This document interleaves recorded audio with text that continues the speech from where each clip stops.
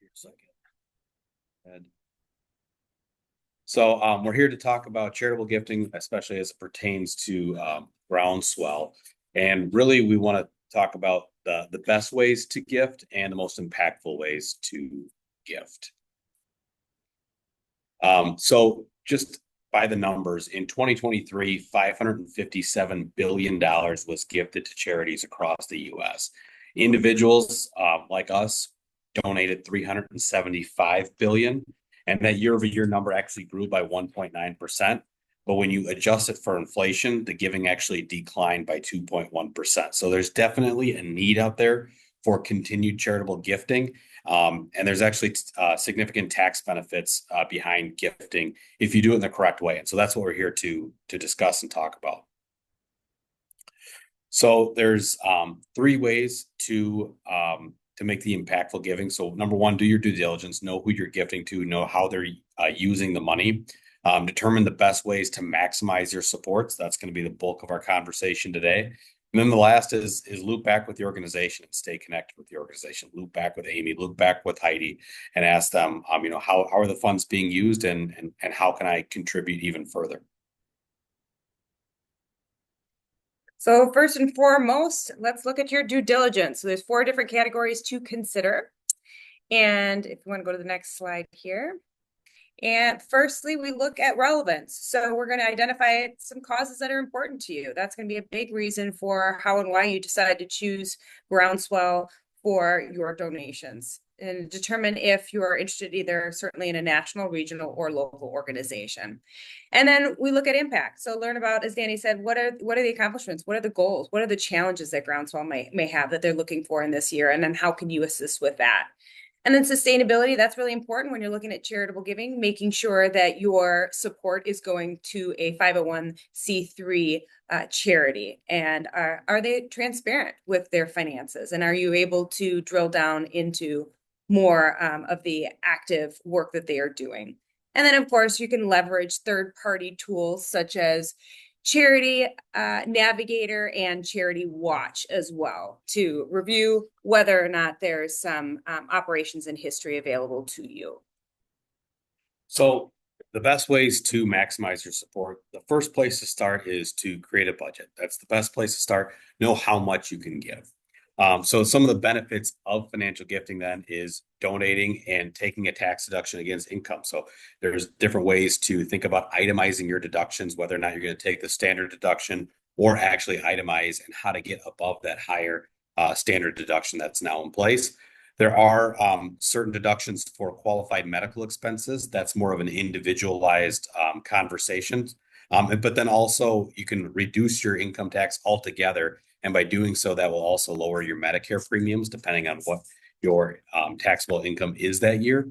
And then the gifting can also help reduce your taxable estate. So if you are one of those individuals who is bumping up against those taxable estate levels, gifting is a good way to keep you below that, and especially annually, just to make sure that you don't make a large gift and then you're below the limit, and then a couple years later the market takes you back above that limit. So developing a plan that way. So what are the 4 ways to maximize your support? The first one is to itemize and bunch your deductions in a single tax year. The second one is going to be donating appreciated assets, so appreciated stock, donating your RMDs through what's called a qualified charitable distribution, a QCD. And then the last one is donating through a donor advised fund, or a DAF. So the first one, itemizing and bunching your deductions. So there's a couple of examples on the far right side through year 1 and year 2. So if we just look at year 1, for example, this is a person who is either taking the standard deduction of $29,200, or on the right column, they're itemizing. So they have $10,000 of state and local taxes. They have a $4,000 mortgage interest deduction. They didn't make any charitable contributions, so they don't get a deduction for that. But then their total deduction is $14,000. So you can see in that scenario, it doesn't necessarily make sense for them to itemize their deductions. They're going to take the standard deduction. However, in year 2, if you look at the standard deduction, it's still $29,200. but they're itemizing. So again, they have $10,000 of state and local taxes. They have a $4,000 mortgage deduction, but then they've made a $20,000 charitable donation. So that makes their total itemized deduction amount $34,000, which is greater than the standard. So they would obviously take the greater amount. What we see in practice from our clients is they say, I want to gift $5,000 a year to a charity. Well, if they do that's great, but they're still going to be below that standard deduction. So what we might say is, rather than gifting $4,000 a year to a charity, why don't we bunch those deductions and do 4 years worth of gifting in a single tax year and realize that tax benefit from the deduction standpoint. The second way is donating appreciated assets. So this is what we see a lot, especially with our involvement, is clients will have appreciated Microsoft or appreciated Apple that they've held for many, many years. And the cost basis is so low. So whenever they sell it, they're going to have a pretty large capital gain on that, which they're going to have to pay taxes on. So in that top line is an example of gifting by selling the stock. So you sell XYZ stock, you have a $10,000 capital gain in there. You're going to be charged 15% taxes on that $10,000 capital gain. So the net to you is only going to be $8,500.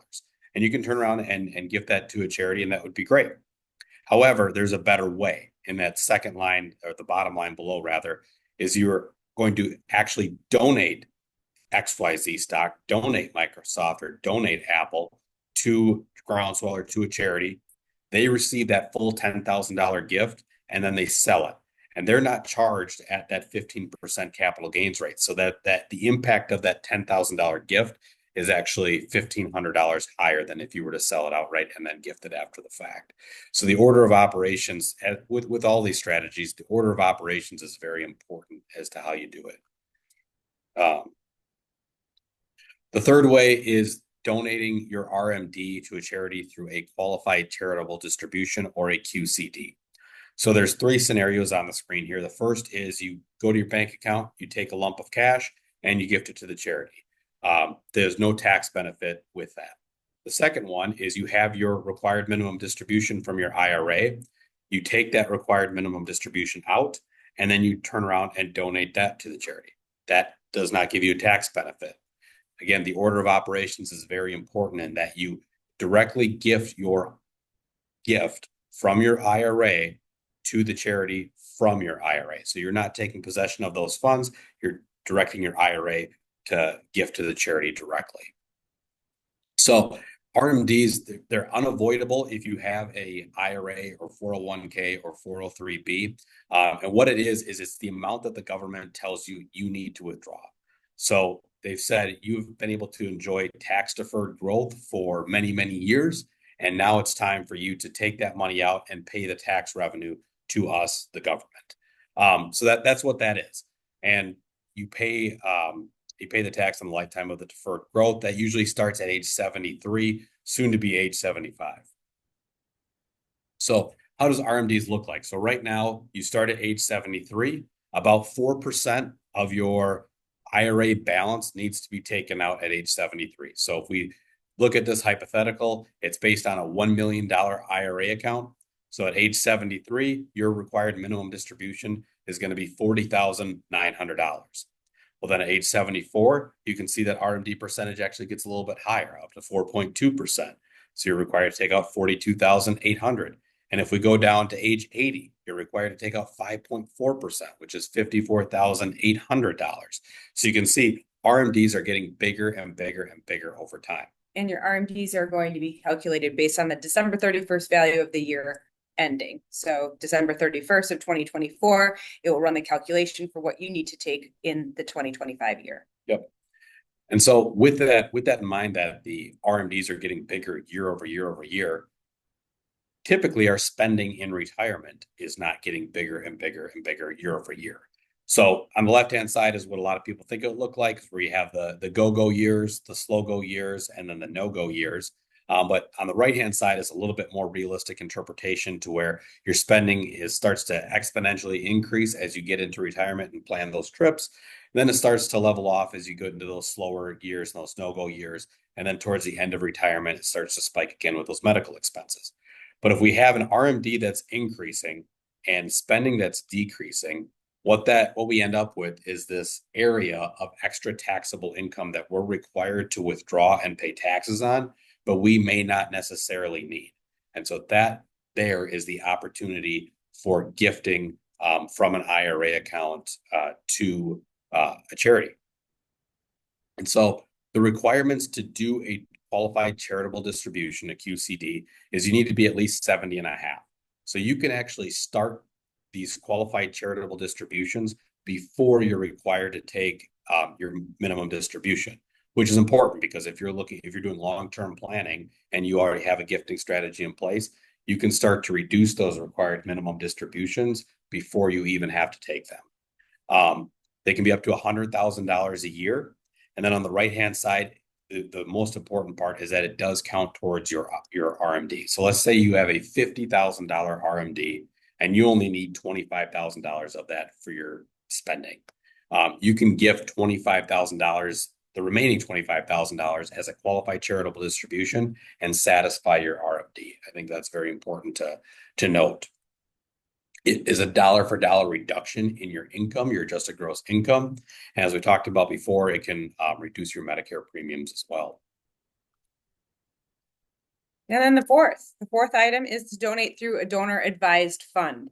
So you can establish a separate account. Oftentimes people use custodians like a Charles Schwab or Fidelity. You do give up a little bit of legal control, but this is, as Danny was talking about, being able to bunch the amount that you want into an account. You go create an account, open an account, contribute cash, appreciated assets, or looking at both publicly and privately held shares or real estate. You can claim the income tax deduction.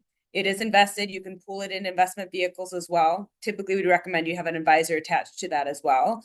But you can gift to those charitable organizations, and using this, you're able to then spread your donations over many years. So the point of this is you put money into the DAF or the donor advised fund, you get the large upfront tax deduction, and then you decide year over year, okay, this is the year I'm going to give $10,000 to Groundswell. This is the year I'm going to donate this amount. So you can actually spread those donations year over year and get the immediate tax benefit for doing that. Yeah, I think one of the strongest examples that we've been using with clients is they have appreciated asset in their taxable account, and we're doing Roth conversions at the same time. Well, if you're doing a Roth conversion, you're realizing income, but then they donate through their taxable account stock. And so it balances them out. So they are able to do huge Roth conversions, but they're not realizing that income in that tax year. Correct. Because as Danny said, but we were just talking before with the QCDs and the RMDs that you can use for charitable donations, this specific donor advised fund, this can be used for all your taxable accounts.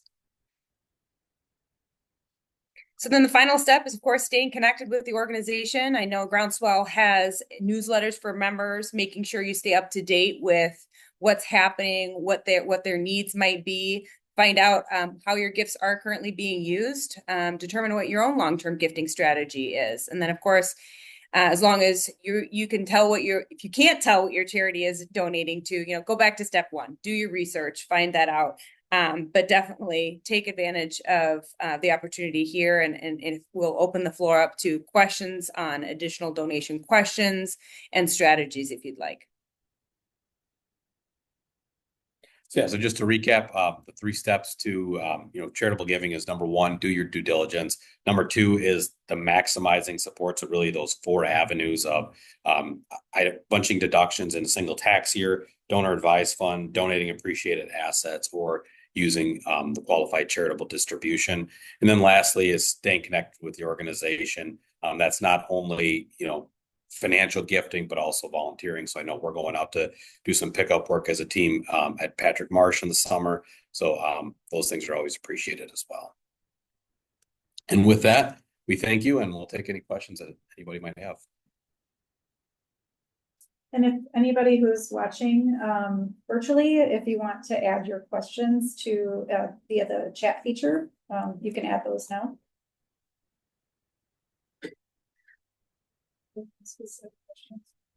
I've done all these, they were. Yeah. The tax benefits too? Well, yeah. Donor advised funds. Okay. donating appreciated assets into a donor advised Mhm. fund. Yep. Um. And Yes, the continued. Well, that's it all fantastic. works. Yes. It works very, very well. Yep. And you can use the great part about the strategy is not only can you get the tax deduction, but then you can use it to offset and use it as a part of other strategies as more of a global financial strategy. So it's really a powerful thing. And is it, I thought I remember seeing at one point the age changing for required minimum distributions. Yep. So it went from, well, it was 72 a couple years ago. Now it's 73. And then in maybe 6 years, I think goes up to 75. Okay, so it's going to stay at 73 now for quite a few years. Yep. Correct. But Okay. you can continue to do the QCDs at 70 and a half. Right, Mhm. right. So the minute someone turns 70 and a half, they can start doing a QCD, even though they're not required to take a minimum distribution. Correct. Yep. But then taking money out of your IRA is going to reduce what likely will be your required minimum distribution upon the start of the RMT. Mhm. Exactly. Yeah. Yeah. And this question has come up in the past, so I'll just ask it for those people that inherit an IRA. They do need to start taking the required minimum distributions right away. Correct. And do they need to spend that whole IRA within a 10-year time period? Is that Correct. correct? So you have 10 years to distribute the total value of the inherited IRA. You have to take it out of the IRA. You do not necessarily have to spend it all. So how you distribute those assets is a key component, but that too can be charitably sent over from your inherited IRA to a charity. And that's important too, because a lot of the people that we see inheriting assets are, in their 60s, 65 years old, parents have passed away. And at that point, they're in their highest earning years and they may not want the extra taxable income or need the extra income. And so that's when we see those being gifted out from those inherited IRAs from that segment of people. We do have a question from one of the guests. He wants to know, so our qualified charitable distributions are for money saved pre-tax and DAFs are for money saved after paying taxes? Yep. Correct. Yep, that is correct. So donor advised funds, you gift there, and then you get the tax deduction, and then qualified charitable distributions are really only from the IRA accounts.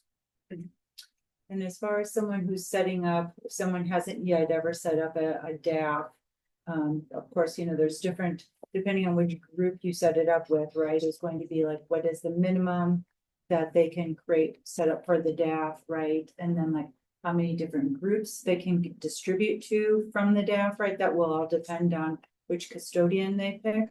Yeah, so as long as we typically use Schwab, but Fidelity has the same thing, Schwab as well. Yeah. Yeah, it's great. Yep. It's like boom, boom, boom, boom. Yep. And so so you irrevocably gift your assets to the fund, so they're no longer your assets, but you get to advise on how the assets are used and gifted. One thing I will say about the donor advised fund that we did run into, which is not the worst thing, but if you don't have a beneficiary listed on your donor advised fund, then Schwab, upon your passing, Schwab will take those funds and use them how they want to.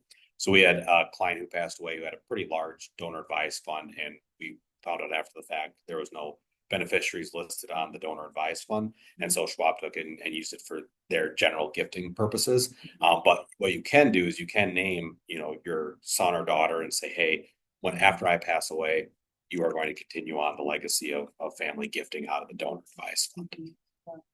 Yeah, actually, the last two bequests that we received were from someone's donor advised fund after they had passed. So it was unclear to me if that was because that's how that person had asked for their funds to be distributed, and it was ending their donor advised fund, or if the fund then had passed to family and that they were then distributing the funds. And that doesn't matter, but it was just interesting. Yeah. That person had passed away, so we weren't expecting any sort of donor advised gift from them as it happened in the past, and then all of a sudden we did receive these two gifts. Yeah, and that's a really good point too, is that you can name a charity as the beneficiary after you're passing from a donor advised fund. And the donor advised fund is certainly also one way if people are bunching, right? Yep. So if they wanted to bunch and put that, all of that money, like, for example, your example is the 20,000 into a donor advised fund, then that allows them to give those funds for those next 4 years, like you were Mhm. saying. Yep. They were able to take that, exceed the deduction, right? Yep. So Take they that could- tax benefit in today's year, tax year, and then spread the gift out over multiple years. Exactly. And anything that you invested in grows tax free. Correct. And you can choose that yourself. Yep. And the only place I've set them up through is Schwab, so I only know how they operate. But it's remarkably simple also to dispense. In fact, I just did that yesterday. You just, there's any charitable entity that is registered with the IRS. Yep. is- Any 501(c), 501(c), yep. Sorry, I don't know those words. Yep, no, that's right. Yes. Yes. It's not in there, but for example. We chose to fund something or it's considered a charitable entity, but it wasn't in their database, so it was real simple to get it in. And once you do a particular entity like Groundswell, Yes. all you gotta do is go in, click, donate again, Yeah. and you can do it in 30 seconds. Yes, it's fantastic. And Schwab has a great, if you just look up Schwab Charitable, Donor Advised Fund, Google, it'll take you right, and there's all information on how to get it set up. Any questions as well, Groundswell can reach out to us and we can help walk you through those steps. But it is, as you said, it's a pretty simple They have step-by-step more process. people Than some of the other some of the other places when I was Yeah. searching it. Yep. And something that's in this day and age, really nice. This is not a plug for Schwab. I don't work for them. I don't know anybody who's ever worked for them. But they actually have customer service. You can actually call and talk to a human being. Yes, they have a dedicated charitable, Yeah, and the people who work, correct. the charitable, the donor advised fund is also a dedicated set of people. Mhm.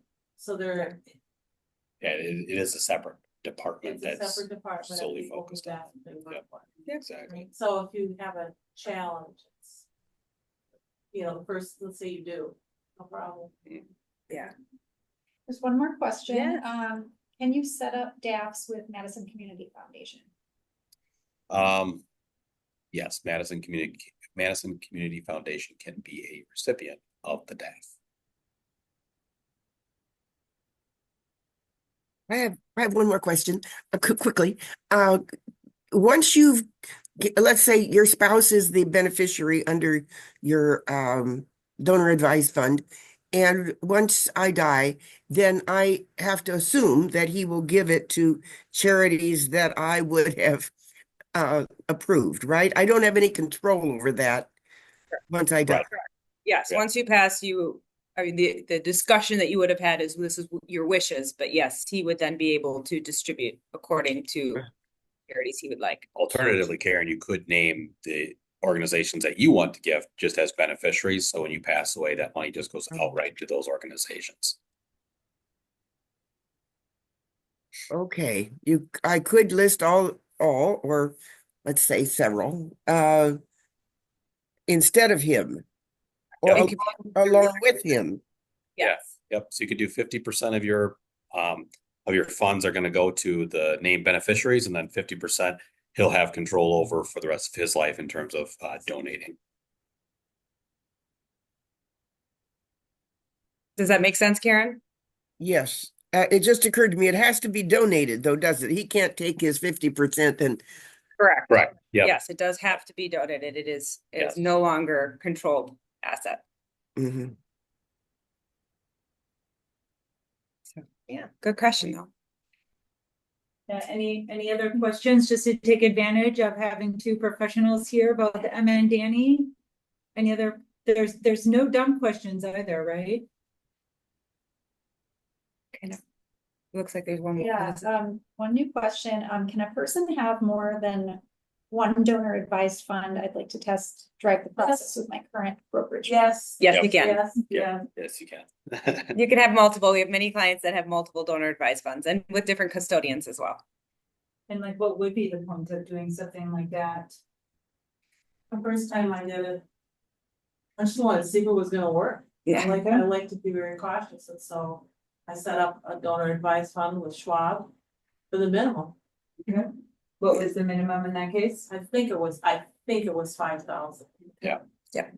And so with Schwab, I said Okay. others have different amounts. Yeah. A Okay. little bit higher. And it's like, wow, I don't think I even had to call anybody, I just did it. Okay.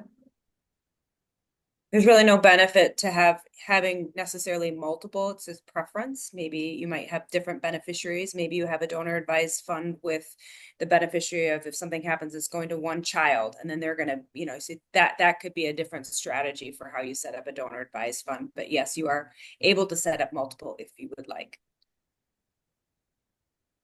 But then there's, of course, the limit to how much you can put in the donor advised fund for not so much a limit, but what you'll receive from a tax benefit on an annualized basis. Is there another question? Otherwise, I just thought of one of the that came up recently was a donor came to us who was hoping to give qualified charitable distribution from their 401k, which was not possible. Mhm. So they were advised that they would have to roll that over, right? Yes. You Yep. can do an in-service withdrawal from a 401k plan. If you're still working, Right, but if but if you're not, then- retired and you just have a 401k still out there, you'll still have an RMD, but you cannot do a qualified charitable distribution from that type From of it. account. It has to be rolled to an IRA, and then Right, that's when the QCD is gonna happen. right, Yep. right, it has to be rolled out first. right. And it would make more sense to roll it out versus take it out and then put it, because obviously Right. that's just. Yep. Then you lose the net gift is actually less because you'd have pay taxes on the total distribution. Yeah. Well, if we don't have any more questions, I want to thank everybody for attending today. Because the beginning of the recording did not start when I wanted it to, I'm just gonna reread our names so that if you want to get in touch with anybody, you have our names. I'm Amy Mertz, and I'm the Director of Major and Plan Gifts at Groundswell Conservancy. And our presenters today were Danny Frederickson, Vice President, Financial Advisor and Portfolio Manager, and Emma Mueller, Vice President and Financial Advisor, and both of them are with Wealth Enhancement Group. And that should do it for today. And we thank you again for attending, and get in touch with any of us if you have any questions. We'll be sending out the recording link later this week. Great. Thank you, everyone. Thank you for Thanks, your time. everyone.